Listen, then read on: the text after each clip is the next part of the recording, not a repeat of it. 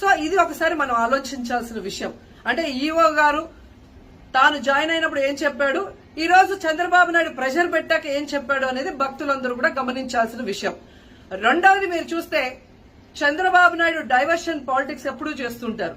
అలాగే ఈ రోజు ఆ తిరుమల కొండ మీదకి జగనన్న అధికారంలో ఉన్నప్పుడు మోడీ గారు వచ్చారు, అమిత్ షా గారు వచ్చారు, ఎక్స్ సీజే రమణ గారు వచ్చారు, ప్రెసిడెంట్ సీజే గారు వచ్చారు. అంతెందుకు చంద్రబాబు నాయుడు ఫ్యామిలీతో సహా వెళ్లాడు, పవన్ కళ్యాణ్ గారు వెళ్లారు. లడ్డూలో ఏ మాత్రం రుచి తేడా ఉంటే ఆ రోజే వాళ్ళు కంప్లైంట్లు ఇచ్చుంటారుగా, ఎందుకు కంప్లైంట్లు ఇవ్వలేదు? ఇప్పుడు ఆ 5 సంవత్సరాల్లో ఏదో జరిగిందని నింద వేయటానికి ఈ రోజు టీటీడీని ఎంచుకొని తిరుమల తిరుపతి దేవస్థాన ప్రతిష్టను దిగజార్చడం ఎంతవరకు కరెక్ట్ అని భక్తులందరూ కూడా ఒకసారి ఆలోచించాల్సిన అవసరం ఉంది.